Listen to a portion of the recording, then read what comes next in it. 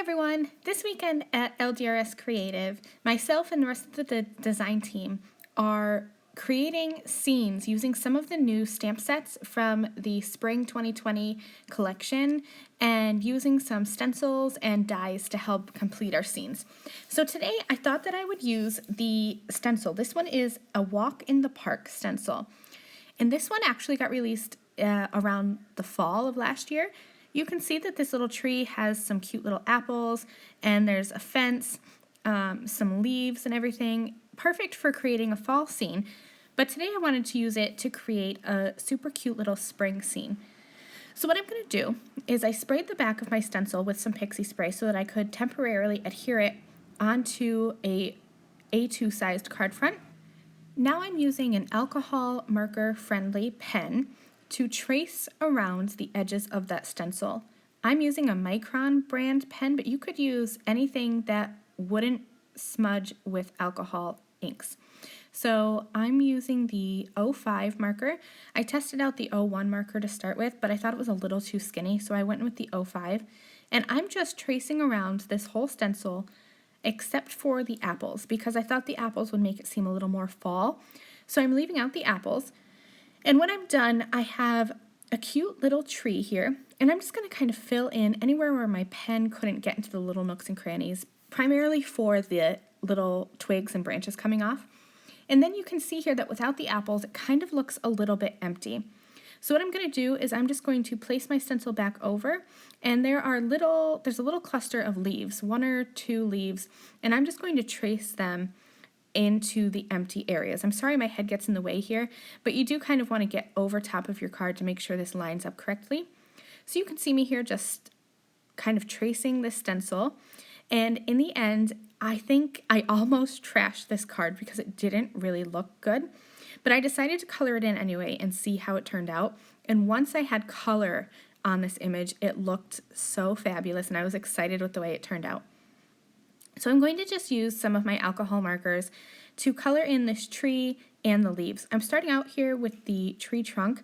So I'm going to go and just kind of outline this stencil with the darker brown. And then I'll come in with a lighter brown and fill in the middle of the tree trunk and blend out this darker color. Really easy alcohol marker coloring. Even though this tree is large, I'm going to be adding other things to the scene, so I didn't do a lot of blending and a lot of really detailed coloring. For the leaves, I'm kind of going with a springy green color because I wanted this to be a cute little spring scene. So I'm just using, once again, 2 shades of green, adding a little line of the darker color and then blending that out with the lighter. I colored that little bluebird with the yellow tummy, and check out how pretty this little scene turned out. So definitely take a look at your stencils and see if you can bring new life to them by tracing them instead of ink blending with them. Now this is the Rainy Day stencil, one of my favorites because it has this puffy cloud border. And I'm going to use the Marina Madness ink. This is one of the new ink colors. And I'm just going to blend this over my scene. I'm shifting the stencil left and right and down as I go so that I can get these lines of puffy clouds. And I'm not adding a lot of ink onto my blending brush because I want this to be a subtle cloud effect in my background. I am blending right over my alcohol marker colored tree. Didn't really bother me because it didn't really change the color all that much because I'm not using a lot of ink. I'm keeping this light, like I said. So I just blended right over it and it didn't bother me. I didn't really want to take the time to mask off this tree. I thought all those little leaves would just be too intricate for me to mask.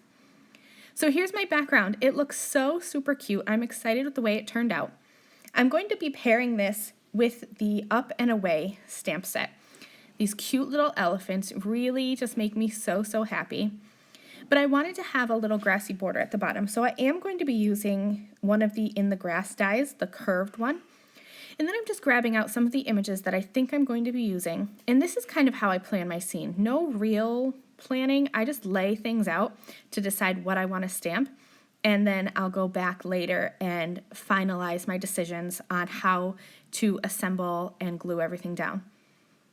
So I decided to go with a cute little scene where it looks like this one elephant is lifting up the mice so that they can get carried away by a balloon. So I'm going to be coloring the elephants with some warm gray really keeping them light colors. So I started with my lightest, and then I'm going to go over it with a darker color, and then I'll blend that out with the lightest again. Really simple coloring. And then I have my other little elephant with the butterfly cluster around him, and he kind of looks a little bit sad. That's going to go and tie in with my sentiment later. It's going to be a really cute encouragement card. So once I have all of my coloring done, I took the coordinating up and away stamps or die set and just cut these images out, and now I'm ready to put them on my card. So once I started assembling my card, I thought that it looked a little weird. There was a little bit too much space up at the top of my card. I should have, when I originally traced my stencil, I should have moved that stencil up, but I didn't think about it at the time. So I just went through my Country Lane 6x6 papers, and I found a pretty yellow checkered, or I don't even know what it would be. I just call it a tablecloth pattern, honestly.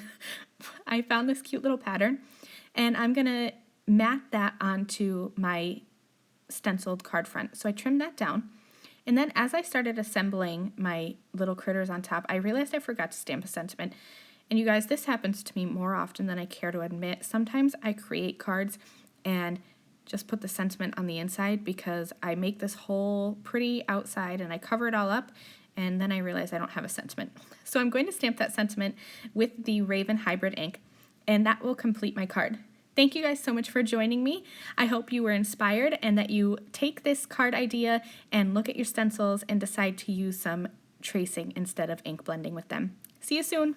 Bye.